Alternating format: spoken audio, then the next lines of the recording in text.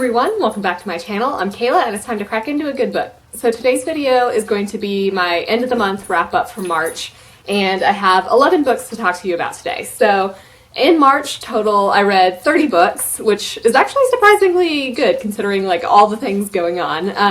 So in my mid-month wrap-up, I talked about 19 books I read, and I'll leave that link down below, but you can hear my thoughts about Imaginary Numbers, The Last Smile in Sunder City, the inside Game of Thrones book I've kind of talked about before, Geekerella, A Knight of the Seven Kingdoms, A Queen in Hiding, The Good Luck Girls, An Easy Death, Burn the Dark, Follow Me, A Murderous Relation, The Gilded Wolves, The Silvered Serpents, Quiet Girl in a Noisy World, Are We Nearly There Yet, House of Earth and Blood, The Beautiful, Through the White Wood, and Hidden. So I think that was all of them. I guess for this second part of the month, I kind of focused more on reading YA books because, you know, I guess with the stress of everything going on, I've been kind of wanting things that don't maybe require as much concentration, and specifically, I guess not only the coronavirus has been kind of stressing me out, but the vertigo has made it really hard to read. So I've been kind of going for things that it's not the worst thing in the world if I miss stuff. And, I've also been going for things that have really big font because that's been really helpful. So this part of the month, I was not quite as strong, I think, as the beginning. There's a lot of lower rated books, I would say, but there were a couple of books that I really enjoyed. Like always, I'm going to start at the lowest rated and work my way up to the highest rated. So we have a couple of 2.5 stars to talk about. The first 2.5 star book I'll talk about today is Singing the Dogstar Blues by Alison Goodman. This is a sci-fi where the main character Joss is a time travel student, and she's at this school or center studying time travel, and then this alien essentially comes to this school/center and chooses Joss to be its partner. Then we learn that this alien, who's named Mavkel, is sick, and so Joss essentially has to go back in time in order to save him. So this was okay. I thought, based on the premise, that it would be much more focused on time travel, which it really wasn't. The time travel didn't come in until basically the very end, so that was a little disappointing for me. The alien Mavkel was pretty interesting, and just generally the alien species as a whole was interesting. The aliens are set into pairs, I guess, and they have telepathic connections with their pairs. One of the reasons why I didn't love it was the main character Joss was just not all that interesting to me. I didn't really find her super enjoyable to read about, and I found her to be a little irritating, honestly. So I did, like I mentioned, I did really enjoy the parts with time travel, but it came really late and there just wasn't as much of it as I anticipated. We do have kind of an us versus them plot that is introduced here, where we've got kind of created people, I guess, where these people are made using genes from a whole bunch of different people. So we have that versus more traditional genetics, I guess. And of course there's some crossover. We learned that while our main character Joss is one of these created people, but she I guess kind of learns that the people who come from more traditional backgrounds are not as horrible as they might seem to be. I don't know, but yeah, so this was okay. There was an interesting connection with music, I thought, but I don't know. Overall, I just didn't really love it. So this is the second book by her that I've read that I haven't really enjoyed, so I'm just wondering if her writing is maybe not for me. I have one more of her books, Eon, which is kind of a fantasy with, I think, dragons, and there's a Mulan type trope in it. So, I'm gonna give it a shot since I already own it, but I suspect that maybe her writing just isn't for me. So, this was okay. I wouldn't personally recommend it. The next 2.5 star book I'll talk about is Warrior of the Altai by Robert Jordan. So I buddy read this with Ramsey at Rajthon, and I'll leave his channel link down below.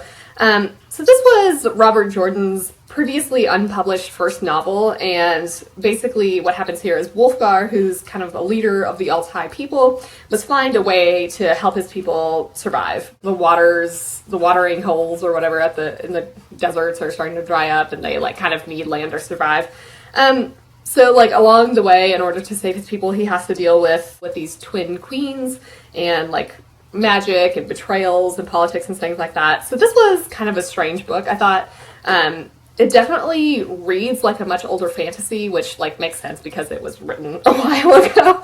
There are some, like, extremely weird plot lines. Like, there's basically a whole section in the middle kind of about sex slavery and, like, people taking away other people's wills magically in order to, like, make them be slaves. It was, like, kind of problematic, and I felt a little uncomfortable reading it. It just really wasn't the best overall. You can definitely tell some similarities, I think, with the Wheel of Time, particularly with the magic system. A lot of that kind of reads like an early version of what we see in the Wheel of Time. So that was interesting to me. But overall, it just seems kind of a bit unpolished, I guess, and just not super fun to read. I feel like there wasn't a ton of world building or really, like, getting to know the characters, and, you know, looking back on it now, I'm like, I can't really tell you anything super distinguishing about any of the characters, I guess. Yeah, it was odd. Not my favorite. I don't think I will be rereading it. Now we move into the 3-star section. The first book I'll talk about here is Martians Abroad by Carrie Vaughn. This is a YA sci-fi book that's supposed to be a standalone, but it doesn't really read like it. The plot here is that our main character, Polly, and her twin brother, Charles, are from Mars, and Polly wants to be a pilot. So their mom ends up enrolling them into, like, this prestigious academy on Earth, and Polly doesn't want to go, but, like, ultimately she does go. So things end up starting to happen to her classmates, and she essentially, like, tries to help them and, like, investigate what's going on. So this was fine. It's supposed to be a standalone, like I mentioned, but the ending was really open-ended, and it felt like it was the first book in a series. So, like, I guess it was a little unsatisfying because I feel like there's more of the story to be told. I definitely predicted what was actually happening basically immediately, so I didn't really find this all that, like, suspenseful. Polly herself is kind of abrasive, I thought, but I did like how she ultimately, like, helps people, and we do see a bit of character growth over the book, but she kind of reads as, like, a bit immature and just antagonistic, I think. Her brother Charles is also a little strange, and, like, it makes a point multiple times throughout this book to mention just how he's kind of like a sociopath and really weird to people, towards people, but like nothing happens. So I'm just kind of like, why was that even a part of this book? This is, again, sort of like this us versus them plot, like in Singing the Dogstar Blues, but it's kind of more of like, you know, people from Earth versus people from Mars, or, you know, stations or whatever. That was interesting. I feel like that kind of reminds me of The Expanse almost, and, you know, unsurprisingly here we get, again, people, obviously these people from different backgrounds are at this academy, and they end up mixing together and, like, oh, okay, we're not all that bad, you know, we're not all that different. It was a little disappointing to me. I guess I had kind of wanted more from this, but it was okay. I don't think I would reread it necessarily, but if you're looking for just like an easy sci-fi book with like a school setting, you could check this out. The next 3-star book that I'll talk about is Mother Knows Best by Peikoff. So I won this from a Goodreads giveaway. This is a thriller with like some scientific plot points, I guess. So the premise here is Claire, along with her fertility doctor and kind of like his postdoc, create a baby that has 3 genetic parents. So this was an illegal experiment, and Claire and her doctor end up running away, and this like postdoc woman ends up being arrested. So 10 years later, this woman returns out of, you know, getting out of prison. Then we have the daughter, Abby, who is kind of like learning things or maybe a bit odd about her parents, and, you know, like things are not what they seem. So this has multiple timelines. We follow like the current timeline with Abby, and then the previous timeline where, you know, they're actually doing this experiment and creating this baby with 3 genetic parents. So this was fine overall. The science part was really interesting to me, and I wish that had been more prevalent throughout the book. But you know, like halfway through the book, it kind of like transitioned away from that, I would say. I definitely guessed some things that were going to happen, so that was a little disappointing because I like to be a little bit surprised by my thrillers.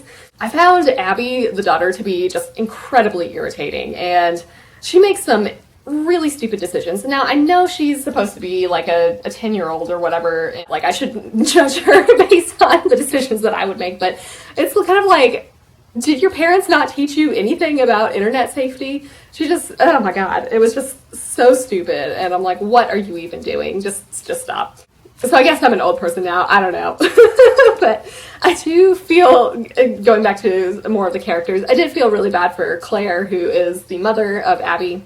Her path, I guess, through this book is kind of sad to read about.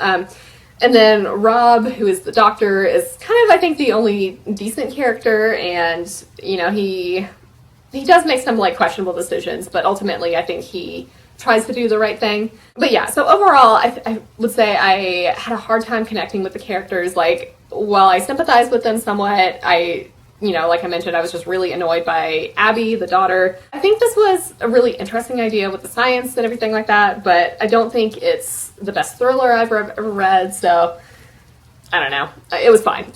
The last of the 3-star books that I'll talk about today is Grave Mercy by Robin LaFevers. My buddy read this with Marissa Curtis, and I'll leave her channel link down below. The general plot is that we follow Ismay, who flees an arranged marriage to basically go to a convent of the god of death. This convent is full of basically like assassin nuns, which sounds awesome. But then she ends up getting assigned to pose as this guy's mistress and deals with like politics while being undercover. I didn't expect this to be so much historical fiction, I guess. I thought that this would be more fantasy, like not set in the real world and dealing with like magical assassins. And, you know, like while we did have some of this magical assassin business, it was so much more historical than I thought. And I think that kind of hampered my enjoyment of it because I didn't go in expecting that. I did have a hard time keeping track of all of the characters and like who everyone was and how they were all related. So a lot of the characters ended up being a little bit exchangeable in my mind, but I did really like the main character Ismay. I enjoyed her abilities. I liked how she was an assassin, and you know, she is ultimately like trying to do her job, and then but she also like questions her assignments, I guess. Like she's not blindly following rules as the book progresses. Beginning was like a fabulous start. I really liked seeing her at the convent and like train because, you know, like I'm a big fan of these sort of school environment type settings. The rest of the book, there were definitely some periods of kind of dull politics that I didn't really enjoy. But I did really like the ending overall. I think it was fine. Like I said, I think not expecting it to be so historical kind of put a damper on things. I'm not sure I would necessarily continue with the series. There was, like, I had been interested in Courting Darkness, I think, by her, that is set in this world after this original trilogy, and I don't know, I feel like I would need to read the rest of the series before jumping into that, so, you know, at this point, I don't know if I will continue it or not. Alright, so now we move into the 3.5-star books.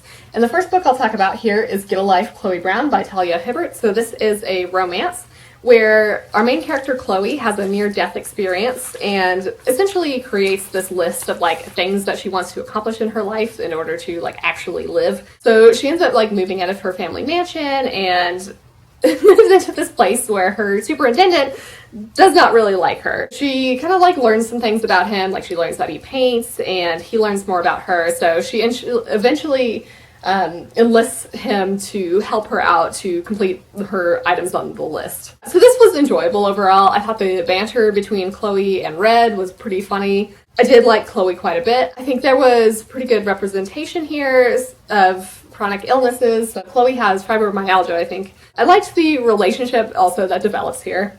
Her sisters do seem quite interesting, and I think the follow-up books in this series will be following her sisters, so I'm like kind of interested to see how that goes. I think my main issues here, why I didn't enjoy it more, like I kind of mentioned with the vertigo, I was reading this about the time that it had started getting particularly bad, so I did have trouble concentrating in general, and I think this book just like, it felt like it took me a really long time to get through it. So I don't know if that was just like a me problem or, you know, just the book itself, I guess. I sometimes didn't enjoy how Red talks to Chloe. Like there was kind of just like awkward baby talk towards her that I was like, I don't know if I love that, but that's just like a personal preference. So some of the scenes were definitely like very explicit, much more than I anticipated. So if you're looking for some good smut, you know, it's in this book. But yeah, so like overall it was enjoyable, and I am kind of interested in continuing the series. So if you're looking for a romance that has some pretty good smut in it and represents chronic illnesses, I would definitely check this out for sure. The next 3.5-star book I'll talk about is Spider-Man: The Darkest Hours by Jim Butcher. So I finally read this, but this is Jim Butcher writing a Spider-Man book. So, Spider-Man in this story is married to Mary Jane, and he is teaching high school science.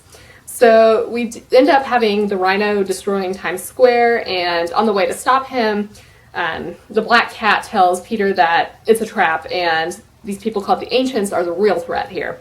So this group of people essentially like suck the life force out of people, so they're not great. Spider-Man essentially has to team up with people in order to stop them and save the day. This was really fun and enjoyable. It was basically like reading a Dresden Files book, and you know, like it was essentially like if Harry Dresden was Spider-Man. So I'm totally fine with that because I really like Harry Dresden as a character, and I feel like Spider-Man in general has this like sarcastic and funny personality anyway, so I feel like there's a lot of similarities between the two characters. I liked the mentions in here of like the Avengers and the X-Men. I thought that was pretty fun. So I really liked the team up that happens. You know, like Black Cat is not someone I really know all that much about, and she's not necessarily like a true hero. So that was kind of interesting to see, just like, you know, Spider-Man grouping up with these people who are not necessarily like heroes, but they recognize the greater threat in these ancients and like, you know, team up to save humanity. This was really easy to read, and I really enjoyed the characters. We get to see Mary Jane actually do some things, so that was kind of nice as well. So yeah, this was a really fun superhero book that I would recommend if you're a fan of the Dresden Files and or Spider-Man. So the last of the 3.5-star books that I'll talk about today is Defy the Stars by Claudia Gray. So this is a sci-fi book where we follow Noemi, who is a fighter pilot for Genesis, and they are in a war against Earth, and these like mechs that Earth has. So then we also have Abel, who is an advanced AI that has like kind of been evolving and has spent the last 30 years abandoned on a ship. So Noemi and Abel are obviously like enemies. They're on the opposite sides of this war, but they end up having to work together to try to save Genesis and her people and like generally like prevent needless deaths. So this was pretty good overall. I have liked Claudia Gray's Star Wars books, so this was interesting to read, like one of her non-Star Wars books, I guess. The conflict between Earth and the other planets, like Genesis, that was really interesting, and just like the motivations behind that. We do get a bit of a disease element here. There's also various forms of rebellion that we see throughout the book based on, you know, like people from different planets. There's different types of rebelling that they do, so that was kind of interesting. I really liked Abel quite a bit. I thought, you know, reading from the perspective of an advanced AI who's kind of becoming more human, I guess, is pretty fascinating. Noemi is also a pretty good character. You know, she obviously wants to save her people, so I feel like her motivations are quite noble. There's also several different types of AI here, like these various mechs, so that was cool to see. There's like, you know, 26 different types of mechs, and I don't know, just thinking about the possibilities there is pretty fun. I really liked the developments that happened, particularly with Abel's creator.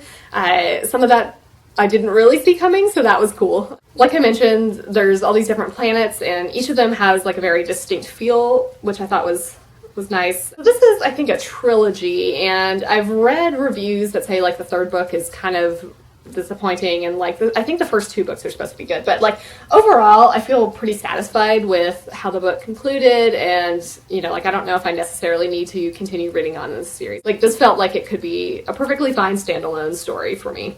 Now we get into the 4-star books, and the first book I'll talk about here is Catwoman Soulstealer by Sarah J. Maas. So this is obviously about Catwoman, and we follow alternative origin story of Selena Kyle, who was Catwoman. And she grows up on the streets of Gotham with her sister and eventually goes to train with the League of Assassins and comes back to Gotham City. So while she's there, Batman is away, but Luke Fox, who is Batwing, is still there. So she Catwoman ends up joining up with Poison Ivy and Harley Quinn to pull off these like robberies and things like that. But then this like larger threat is out there. This was really fun. I liked seeing Selina just kind of doing the best that she can. She's not really like a true criminal like the Joker or anything like that. I definitely liked the dynamics and friendship that develops between Catwoman, Poison Ivy, and Harley Quinn. Luke Fox was kind of interesting. We didn't get to explore his character all that much, but you know, like generally speaking, I don't know that much about Batwing anyway, so that was just nice to see him, I guess. So I also enjoyed the involvement of the League of Assassins. I found Selina to be pretty relatable overall. I can definitely like sympathize with her and respect her for wanting to help her sister who has cystic fibrosis.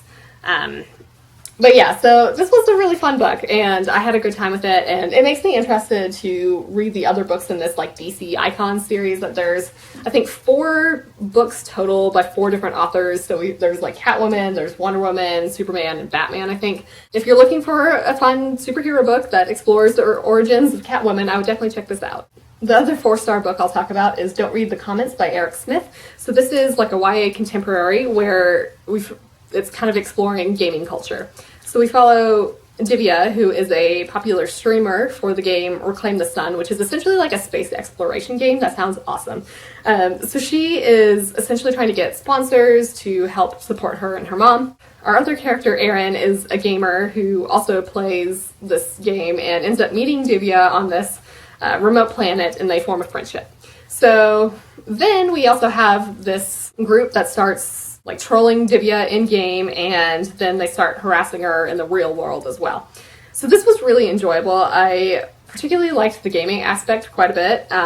I would totally play this game. That sounds super fun. I think it was really relatable and a good exploration of gaming culture, particularly, you know, like how some people say, you know, like if you're a female gamer, people are like, oh, you can't be a true gamer because you're a girl, you know, like what, you're not a true fan, etc. I liked seeing that exploration in here. I also really liked the friendship that Aaron and Divya develop. I thought that was really sweet. Aaron, I thought, was just like very understanding of what all Divya is going through and like super supportive and just tries to help her in any way possible. That was really fun to just like read about how Divya is streaming, and like I feel like that was kind of relatable for me, particularly, you know, like making videos for YouTube. Sometimes she'll be like not quite in the mood for filming things, but she has to like put on her game face, and like it's like, yeah, that's totally relatable. Sometimes I also don't feel like filming, but I know I should, so I kind of like make myself do it. So, you know, I don't know, but yeah, so this was a really fun and cute book overall, and if you're interested in, like I said, like exploring this gaming culture and reading about this really cool sci-fi game, I would definitely check this out. So now we get to the final book, which I rated 4.5 stars, and that is Leaping Wolf by J.P. Harker. So the author did send me this for review, so thank you. So this is obviously book 2 in the Caledon saga, and this is the sequel to Wildcat. And I buddy read this with Kat from Brews and Reviews, and I'll leave her channel link down below. But generally, this series is like a historical fantasy series where we kind of explore alternate Romans and Celts, and you know, just like there's a lot of politics, there's a lot of fighting. So this one, like I mentioned, picks up after Wildcat, and we follow the tribes of Caledon. And generally, like, these tribes have had to band together in order to fight off the Gaians, who were like the Romans, and people are not really okay with how, you know, they've had to consolidate into this group and some of the decisions that have been made. And it kind of explores, you know, like managing what's best for everybody versus, you know, the consequences that may arise from some of these decisions. So this was really fantastic. I think a lot of the issues that I had with Wildcat in terms of pacing and some like strange scenes were really alleviated here. For Wildcat, I think like the first 200 pages were a bit slow, and then it really picked up. Here we started off like going full speed ahead, and it just like really didn't let up at all throughout the book. So that was really fantastic. We get more battles and politics, and that was fantastic. This is where the author really excels. We do get to see some new characters, and I'm really interested to see what happens with them. I continue to like Rhea, and who we follow mostly in Wildcat. She is back. Then we also have Gowan or Gowan, I'm not sure how to pronounce his name necessarily, but you know, this dude. And he's kind of like a grumpy old man character, which is just I don't know, I feel like I could relate to him on some levels. I like how he tries to be honorable and tries to like do what's right. Rhea here is really faced with some tough decisions, and you know, like I don't envy her. There's definitely some more surprising events that happen here. So one thing that I really liked about Wildcat that I continue to like in Leaping Wolf is like the author really keeps us on our toes.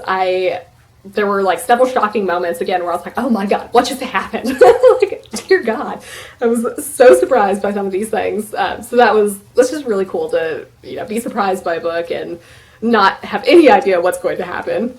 And like part of the fun thing about doing the buddy read with Kat is, you know, like we come up with all these theories and, you know, there's like some foreshadowing of events and we're like, oh no, we're fearful for this character, and then, you know, like we'll see what happens. There's still not a ton of magic in these books, but we do get to see more of this magic of the druids, so that was really cool. I'm definitely curious about the next book. I would really recommend this if you're interested in like a historical fantasy series. And like kind of going off of this, I've read some books recently where they're kind of like historical settings, and I think, you know, like one of them was set in Pompeii. While I was reading it, I was just kind of like, you know, I really want to just keep reading this particular series. I'm not as into historical things as much, but this series has like really stuck with me, and I just like can't stop thinking about it and wanting to know what happens. So yeah, I'm excited to continue on in this series, and like I mentioned, if you're interested in a fabulous historical fantasy series, I would definitely check this out. So with that, those are the 11 books that I read in like the second-ish half of March. Let me know in the comments if you've read any of these books or think you might pick them up. And for your question of the day, do you like to read historical fiction or historical fantasy books? If so, do you have any like really great recommendations for me? I hope you're having an excellent day and are reading something awesome. If you enjoyed this video, feel free to give it a big thumbs up, as that would certainly help me out. But with that, I think I'm going to wrap it up here and see you in the next one.